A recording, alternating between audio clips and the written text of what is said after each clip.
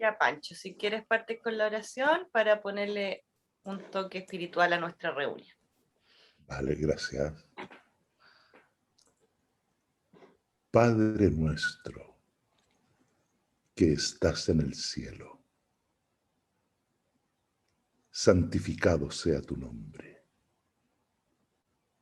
Venga a nosotros tu reino.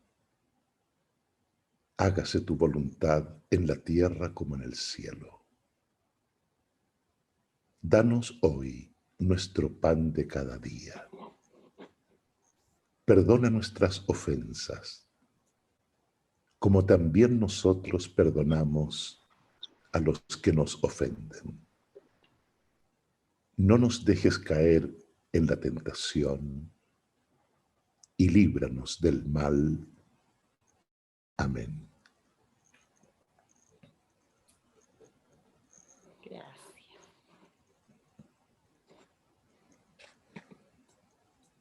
Les pedimos, por favor, si pueden todos apagar sus micrófonos. Y María del Carmen, si quieres, puedes comenzar.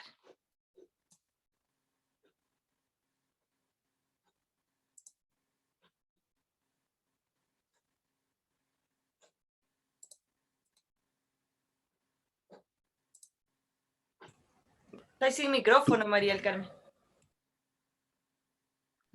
Pucha, me había hasta saludado. No te escuchamos.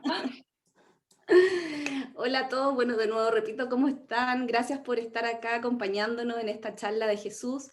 Esta vez nos tocó la misión a mí con la Carolina, dar esta charla, así que con mucho gusto la vamos a dar para todos ustedes. Esperamos que les guste y bueno, vamos a partir diciendo que, como Claudia nos ha comentado en las otras charlas anteriores, que todas las manifestaciones divinas han venido en momentos que la humanidad más lo ha necesitado. Lo mismo ocurrió con Jesús, llamado Jesús de Nazaret, también llamado Cristo, Jesucristo.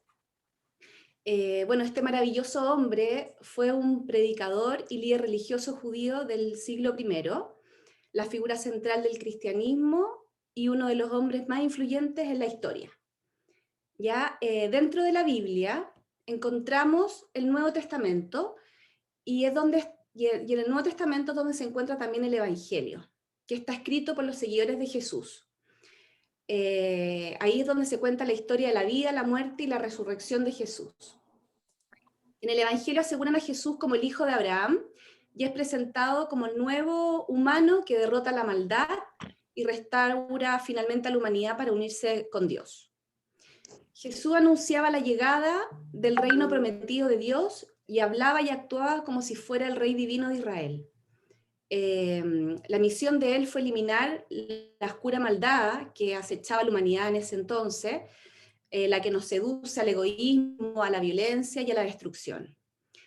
Dentro del Evangelio se relata que Jesús derrotará la maldad permitiendo morir en la cruz. Él murió por la maldad, por el pecado de la humanidad, y en ese acto es donde él unió todo lo que enseñó, que es la no violencia, el perdón y el amor, ¿ya? Las cosas más poderosas finalmente del vivir. Dentro de su escrito, Bajaulá dice que Jesús fue la esencia de desprendimiento, caracterizado por su extrema humildad y perfecta ternura de corazón.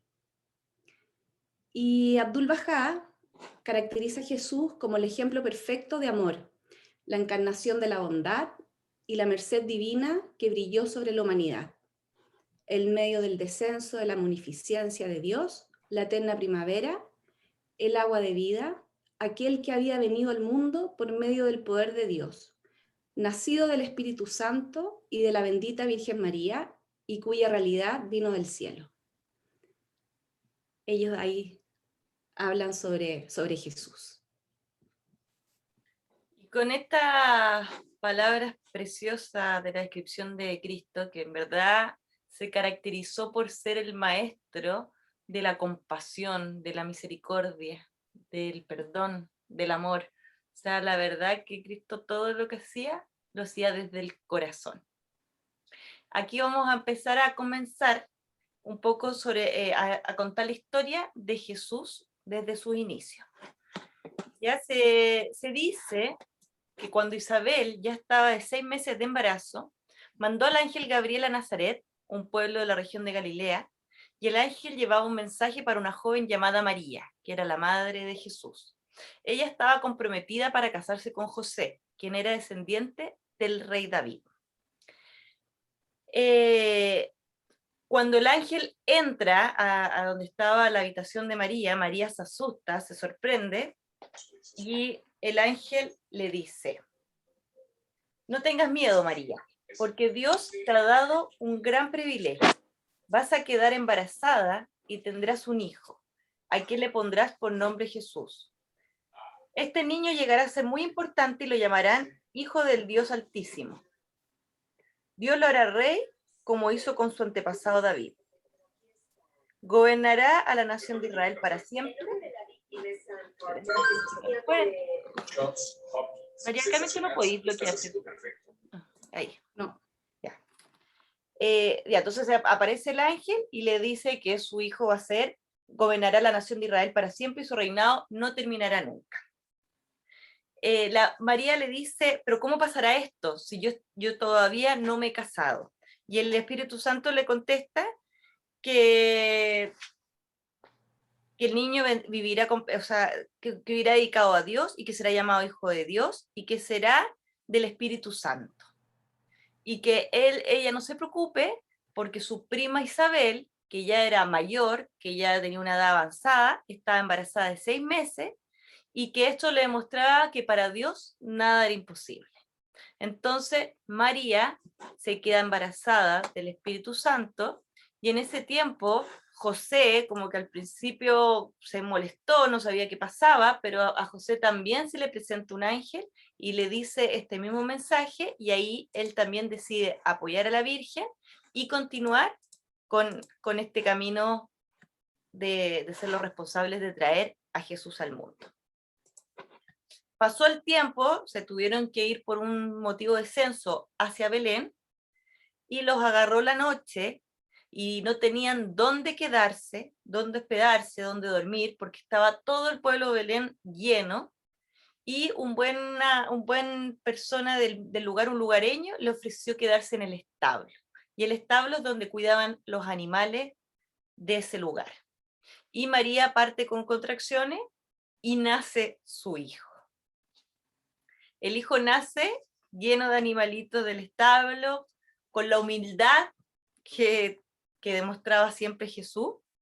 Y ahí fueron avisados a través de ángeles y de mensaje los pastores y los reyes magos. Los reyes magos, como vimos hace 2 charlas atrás, eran zoroastrianos. Ellos venían del mensajero del maestro Zoroastro.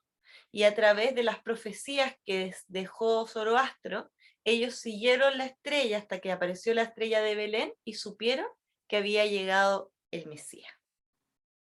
Entonces, cuando ellos llegan, se celebra para las fiestas cristianas el 6 de enero, que llegan los Reyes Magos a ver a Jesús y traen incienso, oro y mirra como regalo a Jesús. Y estos 3 elementos eran elementos buenos y carísimos para la época. Entonces a Jesús lo visitaron pastores, lo visitaron magos, lo visitaron, varias personas se enteraron del nacimiento de Cristo. Herodes, que era el rey de Judea, Galilea, él también se había enterado que luego llegaría un Mesías, que llegaría un hijo de Dios, y él por ningún motivo quería que le quitaran su poder, porque él pensaba que iba a llegar un rey y que le iba a quitar su corona.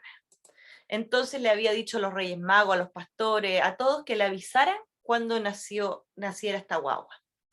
Pero nadie le avisó, y él se sintió traicionado, enojado, y aquí existe la historia nace de la matanza de Herodes, porque él prefirió asegurarse y mandó a matar a todos los menores de 2 años que habían nacido en esa ciudad.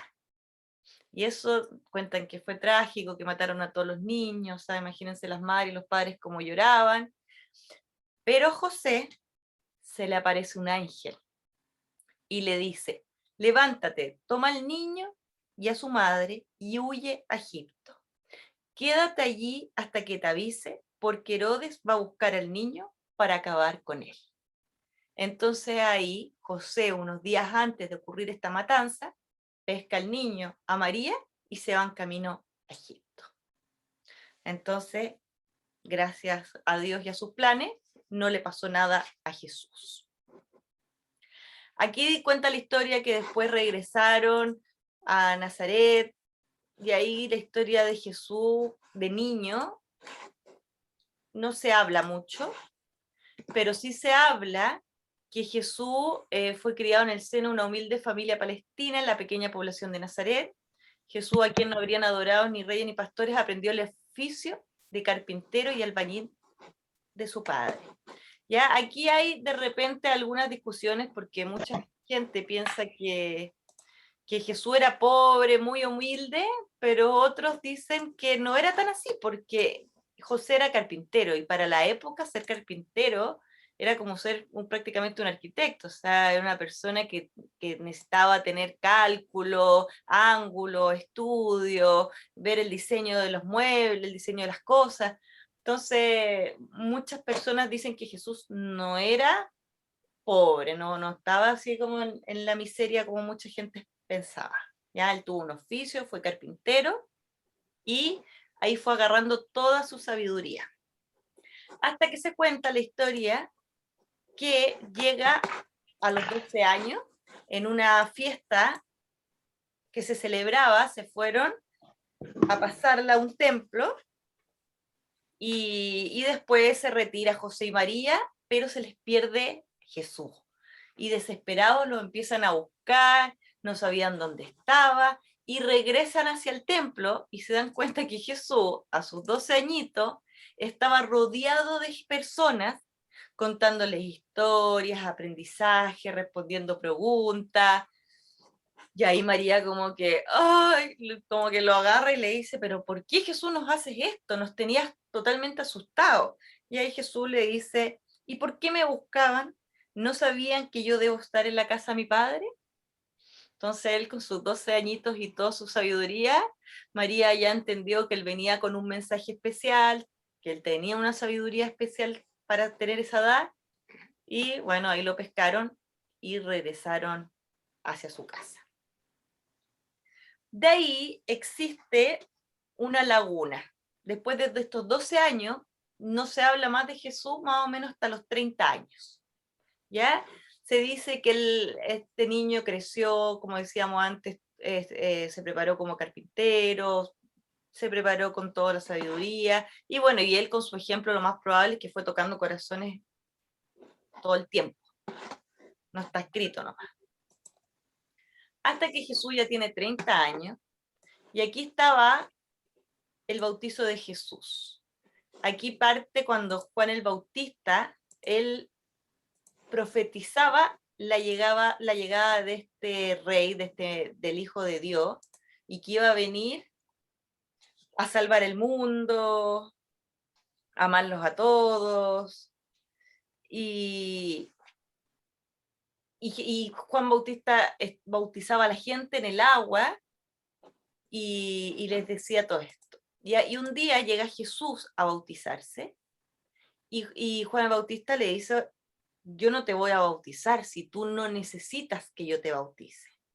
Y Jesús le pidió que por favor lo bautizara en nombre de Dios. Dice, Dios ha mandado a todas las personas que se bauticen. Así que Jesús le dijo a Juan que lo bautizara. Jesús nos dio el ejemplo de obedecer el mandamiento de Dios de bautizarse. Cuando Jesús salió del agua, el Espíritu Santo descendió sobre él y Dios habló desde el cielo y dijo, este es mi Hijo amado, en quien tengo complacencia. Juan el Bautista también testificó que Jesús era el Hijo de Dios. Aquí finalmente Juan el Bautista lo bautiza con símbolos como el agua y el fuego, como dándole todo el Espíritu Santo para ser un guerrero y afrontar todo lo que le tocaba hacia adelante. De ahí viene la famosa historia de que Jesús es tentado en el desierto. Jesús fue 3 veces tentado. Muchos hablan que fue tentado por el demonio, pero si es que viéramos la época hoy día, finalmente fue tentado con su propio ego, por por sus propias ganas a lo mejor de no seguir y mejor elegir el camino más fácil y renunciar a todo lo que había venido. Pero Jesús, en las 3 veces que fue tentado por este demonio, él se negó, continuó hacia adelante con su fuerza y con su lucha, y ahí él se da cuenta que ya está preparado para comenzar con este camino de buscar a su gente, a predicar y con sus últimos años. Bueno, se cuenta la historia también de la pesca milagrosa, que es una historia que dice que Jesús le enseña a los pescadores a creer en él. ¿Ya? Esta historia dice que Jesús estaba junto a la multitud, que siempre, hay un... No, ya lo oye. Que Jesús estaba junto a la multitud que se amontonaba siempre para oír la palabra de Dios, y de repente a lo lejos ve 2 barcas a la orilla del río Galilea, del lago Galilea, y los pescadores que estaban lavando sus redes. Una de esas barcas era de Pedro, y Jesús se subió a la barca de Pedro y le pidió que si lo podía llevar a la barca, que llevara la barca a la parte honda del lago, y desde ahí que lanzara sus redes para pescar. Y Pedro así se agarra la cabeza y le dice, pero Jesús, hemos estado trabajando toda la noche y no hemos pescado nada. Pero bueno, si tú lo mandas, lo vamos a hacer, lo voy a hacer. De repente Pedro lanza la red y la red se llena de pescado. Tantos pescados habían en la red que estaba a punto de romperse, entonces le empezaron a hacer señas a los otros pescadores que estaban ahí que por favor fueran a ayudarlos porque se estaban hundiendo de tanto peso que tenían las redes y que estaban a punto de hundirse. Llegó la otra barca, se llenaron con más peces todavía, estaban todos impresionados de esto que había pasado porque llevaban mucho tiempo sin poder pescar nada. Pedro, al ver esta situación, se sintió tan sorprendido que se arrodilló delante de Jesús y le dijo, Señor, apártate de mí porque soy un pecador. Y Jesús le responde, le dice, no tengas miedo, Pedro, porque desde hoy en adelante, en lugar de pescar peces, voy a enseñarte a pescar hombres. Los otros pescadores que estaban ahí, al haber visto todo esto, dejaron todo y se fueron inmediatamente con Jesús. Durante toda esa noche Jesús oró para elegir a los hombres correctos y a la mañana siguiente escogió y ordenó a sus 12 hombres para ser apóstoles y seguir su iglesia. Y ahí sus apóstoles son Pedro, Santiago, Juan, Andrés, Bartolomé, Santiago el Menor, Judas Iscariote, Judas Tadeo, Mateo, Felipe, Simón y Tomás. Los apóstoles que Jesús eligió viajaron por muchas ciudades enseñando el evangelio y sanando a las personas. ¿Ya?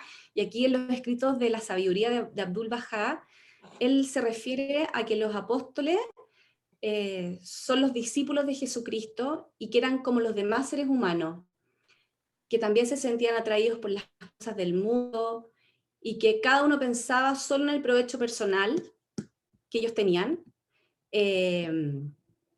Pensaban en su provecho personal, conocían muy poco acerca de la justicia, tampoco se encontraban entre ellos las perfecciones divinas, pero cuando siguieron a Cristo y creyeron en Él, su ignorancia se convirtió en entendimiento, la crueldad se trocó en justicia, la falsedad en verdad, la oscuridad en luz, habían sido mundanos y se volvieron espirituales y divinos, habían sido hijos de las tinieblas y se convirtieron en hijos de Dios, llegaron a ser santos, esforzados pues por seguir sus pasos, dejando atrás todas las cosas terrenales y tratar de alcanzar el reino espiritual.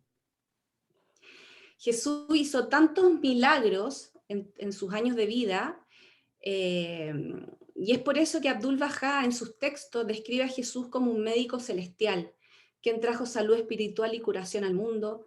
Él dice que Cristo transformó el ojo que fue ciego y a uno que ve.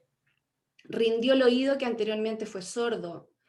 Hizo al corazón desalmado, tierno y sensible. Sus enseñanzas fueron el remedio vital para el débil cuerpo humano. Él dividió el bien del mal, el verdadero del falso, el leal desde el leal, la luz de la oscuridad, y sus palabras contenían la vida eterna.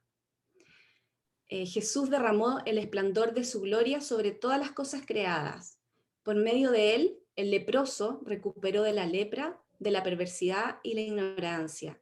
El incasto y descarriado fueron curados, y por su poder nació el omnipotente Dios. Los ojos del ciego fueron abiertos y el alma del pecador santificado. Bajaulá además añade que por medio de él cada leproso fue purificado, cada dolencia fue curada, cada enfermedad fue remediada. En las palabras de Bajaulá, Jesús fue aquel quien purificó el mundo. Miren qué lindo. Y con este escrito vemos a Jesús como la persona con mayor piedad, humildad, amor al prójimo, empatía, misericordia, entre muchos atributos que él tenía. Eran sus principios básicos de enseñanza. Él fue el atributo perfecto de Dios y hizo tantos milagros y ayudó a tanta gente. Cuando vio, en esa historia que se dice que cuando estaban apedreando a una mujer y le gritaban pecadora, él dijo, que esté libre de pecado, el que esté libre de pecado que lance la primera piedra. Y así es como en cada acto vemos a Jesús con su valentía defendiendo a todos los que necesitaban. Exacto, era un ejemplo, siempre estaba ahí a la ayuda de quien lo necesitaba, sin juzgar, que es como lo más lindo que tiene Cristo. Miraba a todas las personas iguales, no daba lo mismo que fueran tan pecadores, así como eligió cada uno sus apóstoles. Él sabía que adentro todos tenían el potencial para transformarse en lo que se transformaron. Y es lo mismo que tenemos nosotros finalmente. Todos somos una joya de un valor inestimable y que tenemos que tratar de potenciar y sacar lo mejor de nosotros para seguir los pasos de Cristo. Y aquí ya vamos casi llegando al final de la historia. Llegamos aquí a la última cena. En la última cena celebraban una fiesta que ayudaban a recordar que Dios había salvado a sus antepasados en la época de Moisés. Entonces celebraban esa fiesta y Jesús reúne a todos sus apóstoles, a sus 12 apóstoles, y los invita y les da una última cena porque él sabía que ya luego llegaba su hora de la muerte. Y él bendice el pan y el vino a conmemoración de él, como recuerdo a él, para que la gente, estos apóstoles lo recordaran a través del pan y a través del vino. Si alguno comiere este pan, vivirá para siempre. Es decir, quien quiera que asimile estas perfecciones que están dentro de mí, jamás perecerá. Quien quiera que participe y tenga una parte de estas bondades celestiales que yo encarno, encontrará vida eterna. Entonces,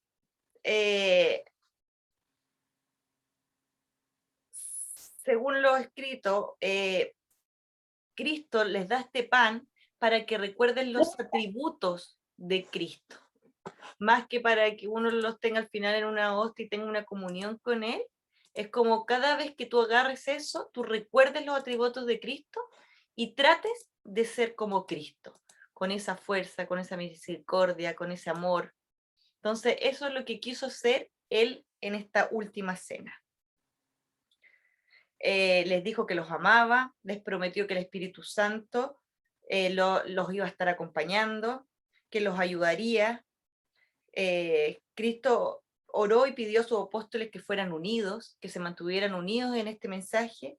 Querían que enseñaran a la gente a creer en Él y saber que era nuestro Padre Celestial y que Él nos ama.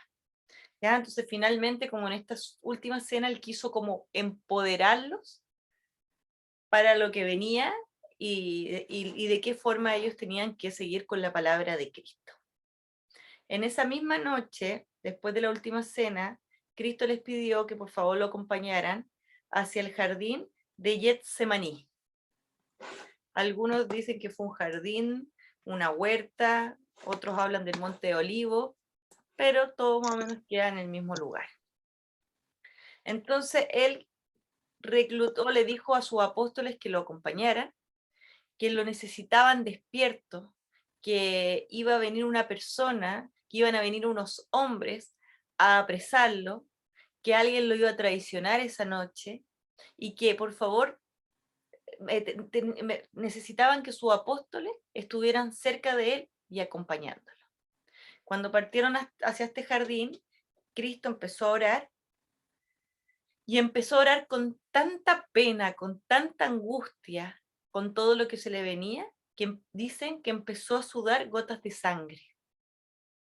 Se le apareció un ángel, dicen, que le ofrece, o sea, de que lo iban a cuidar, que lo estaban acompañando, y Cristo miraba al mismo tiempo a sus apóstoles y los veía durmiendo a todos, y ahí los despertaba y les decía, por favor, necesito que ustedes recen conmigo, que se despierten, que me acompañen. Y los pobres apóstoles volvían a quedarse dormidos, Cristo los volvía a despertar, pero aquí se muestra como que Jesús temblaba del dolor, temblaba de todo lo que le venía hacia adelante. Hasta que llegaron estos hombres que se esperaban, llega Judas, que fue el apóstol que lo traiciona, y con un beso le muestra a los soldados que él era Jesús. Los soldados lo apresan, ahí todos los apóstoles con miedo, con susto, y pescan a Jesús y se lo llevan hacia los sacerdotes de la época. Pero los sacerdotes de la época no tenían poder para condenarlo a muerte, solamente tenían poder para encarcelarlo un rato o para interrogarlo, pero no para matarlo. Entonces ahí es cuando los sacerdotes le dicen a Poncio Pilato que por favor se haga cargo de este Jesús, que se dice ser el Hijo de Dios y que estaba blasfemando toda la religión. Y ahí Poncio Pilato, que en el fondo de su corazón él sabía que Jesús era bueno, que no había hecho nada malo, puso ahí entre Barrabás, que era un ladrón de la época, que era bien malo, y a Jesús lo puso delante del pueblo, y el pueblo hizo que lo eligiera a quién iban a crucificar. Y ahí la sacerdote y la gente de la época empezaron como a leonar a la gente para que votaran por Jesús. Y finalmente Jesús fue el elegido.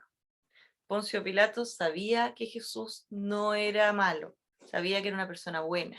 Él no quería hacerlo, pero como dicen por ahí, se lavó las manos y hizo caso a lo que el pueblo quiso. Desde ese momento partió lo que Jesús más o menos veía en sus oraciones en el jardín, porque de verdad que lo trataron brutalmente. Lo hicieron cargar con la cruz, no le dieron alimento. Cuando él pedía agua, le daban vinagre y vino mezclado para que le diera sed.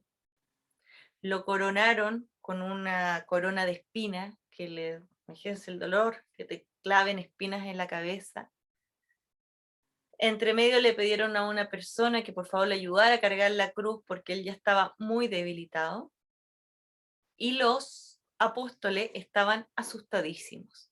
No hubo ni uno que estuviera ahí al mismo tiempo de él, al lado de Jesús, porque estaban asustados. Y ahí Pedro, llegó la historia de la negación de Pedro, que es bien power, porque Jesús le había dicho a Pedro que él lo iba a negar 3 veces. Y Pedro como que siempre dijo, Jesús, maestro, yo jamás haría eso, yo te amo, yo voy a cumplir con todo lo que tú me has pedido. Pero en ese momento, Pedro se sintió con tanto miedo que la gente lo empezó a reconocer y le dijeron, miren, ahí va Pedro, él estaba con Jesús. Y cantó un gallo. ¿Qué quiere que? Y él, no, no, yo no soy, yo no soy. Después otras personas, miren, ahí está el traidor, es uno de sus discípulos. Y Pedro, no, no, yo no fui. Y ahí lo vuelven a encarar, sí, eres Pedro, tú eres, él viene con Jesús. Y vuelve a decir, no, yo no soy. Y ahí canta por segunda vez el gallo. Y Pedro se acuerda, antes que el gallo cante 2 veces, tú me habrás negado 3 veces. Entonces, esta historia como que la quisimos recordar, porque cuántas veces hemos sido Pedro nosotros, cuántas veces hemos estado en situaciones y hemos negado al amor, hemos negado a Cristo, hemos negado lo que somos, por miedo finalmente. Entonces aquí como que queríamos invitarlos también a no ser Pedro, a tratar de siempre estar ahí con nuestra espiritualidad y nuestro amor hacia estos queridos maestros. Y finalmente llega ya el momento de la crucifixión. Jesús, como algunos saben, lo acompañaron 2 ladrones más en el camino de la crucificación. Y estaba siempre abajo acompañándolo María, su madre, y Juan el Bautista. Ellos 2 no temieron nunca de acompañar a Jesús y estuvieron al lado de él. Y esta historia, bueno, aparte que a Jesús lo condenan en la cruz, lo clavan, aparte de todo lo que habían hecho, que lo habían hecho llevar a la cruz, que lo habían hecho la espina en la cabeza, el que le habían dado latigazo, el que le faltó comida, agua, más encima lo clavan en las muñecas y lo clavan en los pies. O sea, ya para rematar el dolor, y le ponen INRI, que significa Jesús de Nazaret, rey de los judíos. Se llama encima burlándose de él. Y en esta conversación que tenían ellos 3, uno de los ladrones le dice, ya pues, si eres Dios, ¿por qué no te salvas y nos aprovechas de salvar a nosotros? Y el ladrón, o el otro ladrón, que era un poquito más justo, le dice, a ver, él no ha hecho nada malo, nosotros lo merecemos, pero él no. Y lo mira a Jesús y le dice, Jesús, acuérdate de mí cuando vengas como rey. Y Jesús le contestó, te aseguro que hoy estarás conmigo en el paraíso. Entonces aquí también nos muestra otra enseñanza, que siempre podemos ser el ladrón arrepentido, que hasta nuestro último suspiro que tengamos en nuestro lecho de la muerte, podemos arrepentirnos y podemos pedirle perdón a Dios, y Dios nos va a tener en el paraíso con él. Entonces ahí, para que nunca es tarde para cambiar, nunca es tarde para empezar, y siempre nos podemos arrepentir en el último momento. Carola, ¿puedes repetir lo que le dijo a los ladrones? Que justo como que se cortó esa parte. Jesús, acuérdate de mí cuando vengas como rey. Jesús le contestó, te aseguro que hoy estarás conmigo en el paraíso. Lindo. Y otra cosa que me había saltado, cuando lo estaban latigando y haciéndolo llevar en la cruz, Jesús también oraba y oraba diciéndole, perdona Padre, que no saben lo que hacen. Él pedía perdón por los soldados que lo estaban maltratando, por la gente que lo estaba hiriendo, él pedía perdón por ellos. O sea, esa era la misericordia permanente que tenía en su corazón Jesús, que a él su ego estaba en lo más mínimo, y todo esto lo hacía por el amor.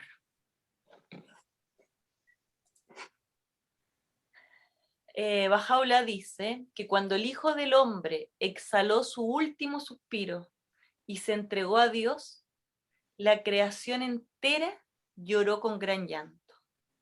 Sin embargo, al sacrificarse a sí mismo, una nueva capacidad fue infundida en todas las cosas creadas, sus efectos, de los cuales dan testimonio todos los pueblos de la tierra, están manifiestos ahora ante ti. O sea, aquí Bajaola nos dice cómo la creación entera lloró con el último suspiro de Jesús. Y dicen que en ese mismo momento que él muere, se nubló, se oscureció el cielo y hubo un gran terremoto. Y ahí la gente y los soldados empezaron a asustarse. Dijeron, chuta, parece que sí era el Hijo de Dios.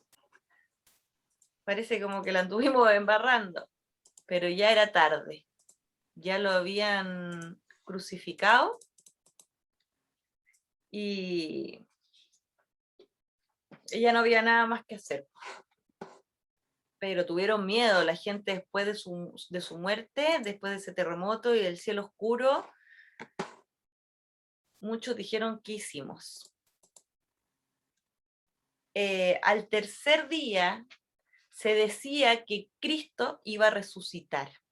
Entonces estaban todos alertas, porque con lo que había pasado en la muerte, que hubo un terremoto, que se había oscurecido el cielo, que habían visto la humildad y el amor de Cristo, entonces ya los soldados estaban preparados por si alguien se llevaba su cuerpo, si alguien se lo robaba.